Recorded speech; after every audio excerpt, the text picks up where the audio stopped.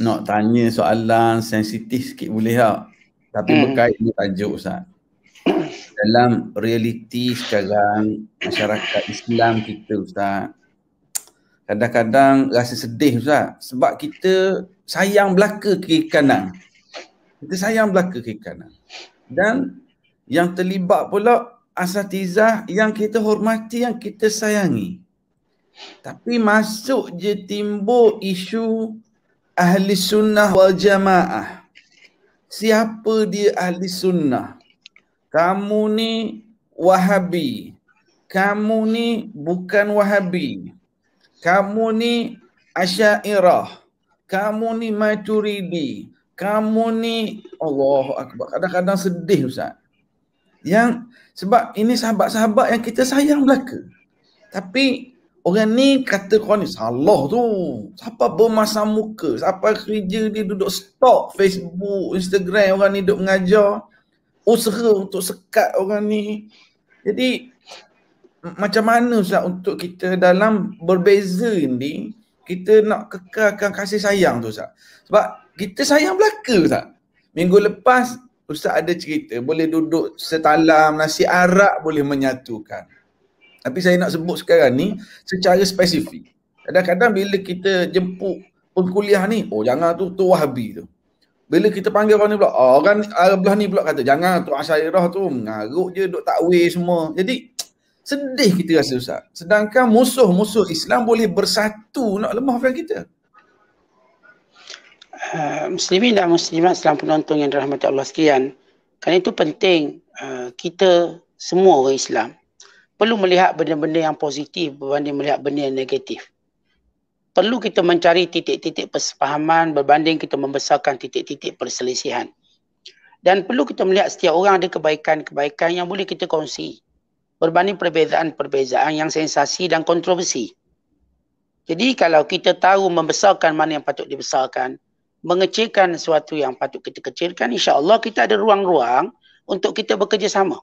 Yang saya sebut daripada mukadimah tadi Tuan Syed, kita macam ada ruang yang luas untuk bekerjasama dengan bukan Islam, orang kafir. Hatta sebahagian negara Islam sudah buat satu normalisasi untuk berbaik dengan Yahudi. Dan mereka menerima konsep itu, kalangan-kalangan orang awam mereka juga telah menerimanya. Kalau kita boleh menormalisasikan hubungan setengah mereka dengan musuh-musuh Islam. Bukan kita Malaysia Tuan Syed, bergaduh dengan Jepun. Lama bergaduh dengan Jepun. Tapi kita boleh wujudkan persefahaman sehingga anak-anak kita belajar di Jepun. Kita bergaduh dengan banyak negara. Dan banyak negara bergaduh dengan negara lain. Tapi lihat bagaimana mereka mencari titik-titik keuntungan. China dengan Amerika bergaduh tak habis. Tapi macam mana China memanfaatkan ruang dagangan di Amerika. Dan orang Amerika memanfaatkan ruangan dagangan di China. Dan duta-duta mereka ada. Walaupun kita dengar macam berbalah. Tapi lihat mereka mengambil manfaat antara satu sama lain. Sehingga mereka menjadi kuasa ekonomi dunia. Negara-negara Eropah membina kesatuan EU. Dengan perbezaan dengan sejarah, latar belakang sejarah yang dahsyat. Peperangan demi peperangan. Ketika mana Belanda berperang dengan Portugis atau Portugal. Ketika mana Belanda berperang dengan Austria. Britain juga begitu. Sehingga membentuk kelompok-kelompok yang disebut nation state, negara bangsa. Peperangan di Eropah antara Sepanyol dengan Belanda yang panjang. Perancis, lain-lain. Akhirnya bagaimana sejarah itu tidak mencalarkan, tidak menjadi suatu sebab untuk mereka tidak berdamai. Kita duk ulang sejarah pembunuhan berapa kerat manusia yang tu kita jadikan untuk menunjukkan orang sekarang macam suka bunuh orang. Padahal mereka di Eropah, mereka berperang lagi dahsyat. Mengorbankan jutaan manusia. Tapi akhirnya mereka membina kesatuan, EU. Membina satu jaringan ekonomi yang kuat. Kesatuan yang kuat. Bahkan mereka boleh mengeluarkan mata wang sendiri. Euro dan lain-lain. Kita kadang-kadang duk cerita sejarah lama untuk terus berbalah sampai hari ini. Seperti kita tak mampu lupakan sejarah lama. Walau kita diajar melupakan sejarah-sejarah lama yang tidak menguntungkan kita. Dan membina ruang-ruang yang baru ini untuk kita melihat apakah faedah kesatuan dan penyatuan. Bahkan kita lihat ulama'-ulama' dahulu yang benar-benar munsif. Bagaimana adab mereka berbalah dan bersih pandangan. Bila kita lihat Imam Malik dan Imam Abu Hanifah. Mereka sezaman. Dan ketika mana Abu Hanifah berdebat dengan Imam Malik. Abu Hanifah berdebat dengan Imam Malik. Lalu Lais bin Sa'ad mengunjungi Imam Malik. Lalu dia berkata, wahai Imam Malik, nampak berpeluh dahi? Dia kata, apa tak berpeluhnya? Aku bercakap dengan orang bijak.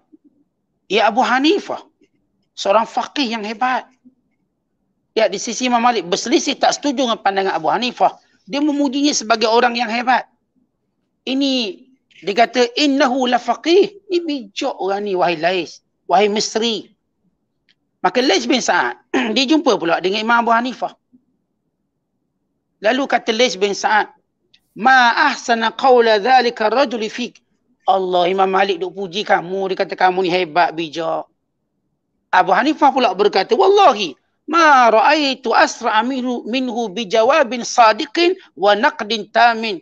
Demi Allah, aku bila bercakap Imam Malik, dia punya lidahnya laju jawab dengan penuh kebenaran dan kritikan yang sempurna.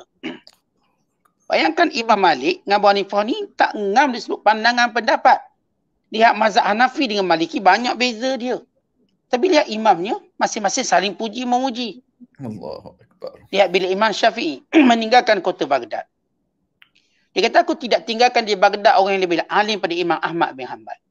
Dia puji walaupun berbeza pandangan banyak dengan Imam Ahmad. Antara Syafi'i dengan Hanbali banyak beza dalam bab Fatihah, dalam bab sentuhan. Dan Imam Ahmad pula berkata, aku tidak pernah meninggalkan doa selepas solatku kepada dua ibu bapaku dan kepada Imam Syafi'i. Mereka mendoakan.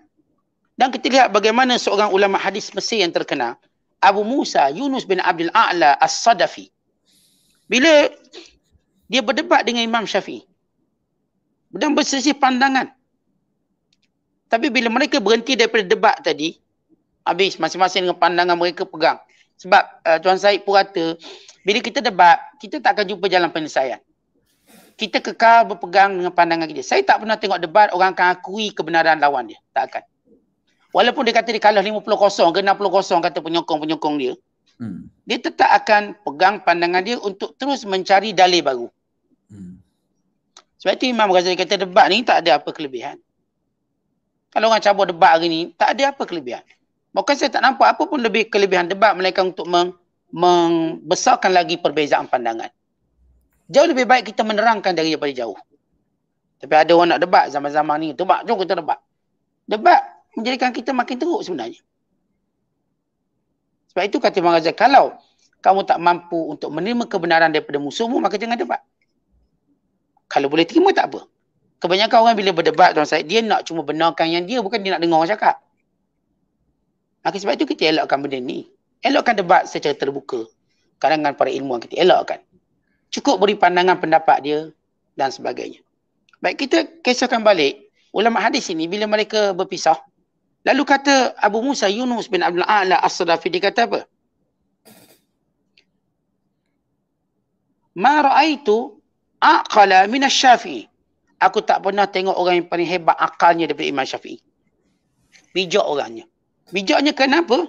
Bila kami sudah berdebat dan kami berpisah dan dijumpa aku satu hari, dia datang, dia pegang tanganku. Kemudian dia berkata, ya Aba Musa, ala yastaqimu an nakuna ikhwana wa illam nattafiq fi mas'alatin. Allahu Akbar. Pegang tangan.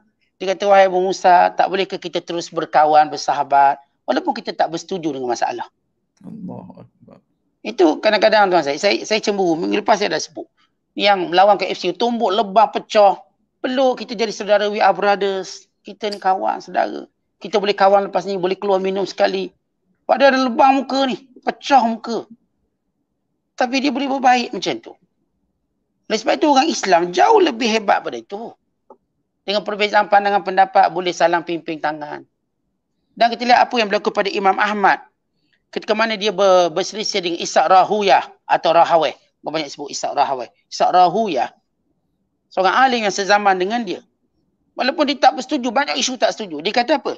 Lam ya'bur jisr ila Khurasan misla Ishaq wa in kana yukhalifuna fi asya' fa inna an-nas lam yazal yukhalifu ba'duhum ba'da. Tidak ada orang lebih alim yang melintasi jambatan Khurasan ini selain daripada Ishaq. Walaupun kita banyak berbalah dengan banyak isu. Kerana sentiasa manusia berbalah dan semua perkara. Tuan Syed, kita kena tahu berbalah ini menjadi satu kebiasaan manusia, sunnatullah. Sahabat-sahabat Rasulullah pun berbalah, nak lantik khalifah siapa berbalah. Orang Aus kata yang ni, orang Ansar, orang Khazraj kata yang ni, Muhajirin kata yang ni. Akhirnya mereka jumpa titik persefahaman. Banyak perbalahan yang berlaku di zaman para sahabat ridwanullahi alaihim ajma'in. Ya, sebahagian perbalahan itu sampai peringkat berperang. Tetapi mereka tetap tidak akan menggunakan ruang itu menghina saudara mereka. Sa'ad bin Abi Waqqas, bila dengar orang hina Ali bin Abi Talib, walaupun dia tak sokong Sayyidina Ali. Bila dengar orang menghina Talha bin Ubaidillah, walaupun dia tak sokong Talha bin Ubaidillah. Bila dengar orang kutuk kepada Zubair bin Awam, walau tak menyokong Zubair bin Awam, dia kata, berhenti kamu daripada kutuk sahabat-sahabatku. Kalau tidak, aku akan berdoa kepada Allah. Kalau kata orang yang hina ni apa? Kamu ingat kamu Nabi ke doa mustajab? Maka Sa'ad bin Waqqas terus berdoa kepada Allah. Tiba-tiba datang unta dari belakang, lalu menendang-nendang orang yang menghina Sayyidina Ali dan juga Zubair dan juga Talha sampai dia mati. Ceritanya Tuan Syed, bagaimana Sa'ad bin Abi Waqqas, walaupun dia tak setuju dengan Ali bin Abi Talib dalam jawatan khalifah, tidak juga setuju pada Talha dan Ubaidillah dalam perang Jamal, tetapi dia tetap mendoakan kebaikan, dia tetap tidak reda orang mengutuk sahabat-sahabat Rasulullah. Maka poinnya di situ, bagaimana persiapan tadi, janganlah kita seronok orang buruk-burukkan orang lain. Kalau saya tak setuju ustaz tu, jangan saya benarkan orang lain, anak-anak murid saya kutuk ustaz tu dengan cara melampau, tak boleh. Berbeza pandangan lain, tidak pergi menerjah kepada kepribadian. Sebab itu kita lihat banyak kisah-kisah ulama yang menunjukkan akhlak yang hebat walaupun mereka berbeza pandangan dan pendapat.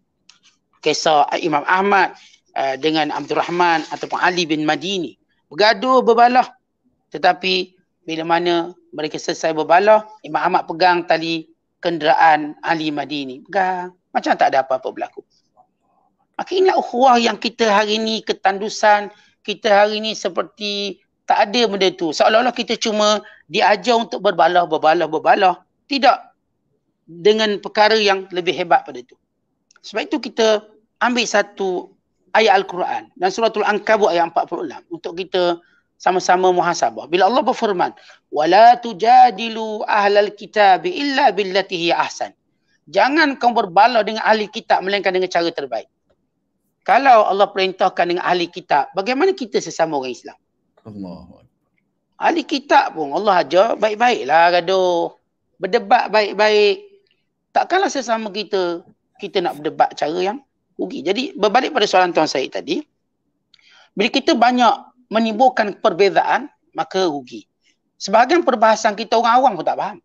Yeah. Sebahagian perbahasan kita tidak menguntungkan orang awam. Orang awam yang sedang berkira-kira bercakap tentang hukum jual beli mereka, pelaburan mereka halal atau haram, tapi kita bawa isu lain yang di luar daripada konteks kehidupan mereka. Sebab itu kita tak perlu bawa semua benda kita tahu untuk kita beritahu pada orang awam.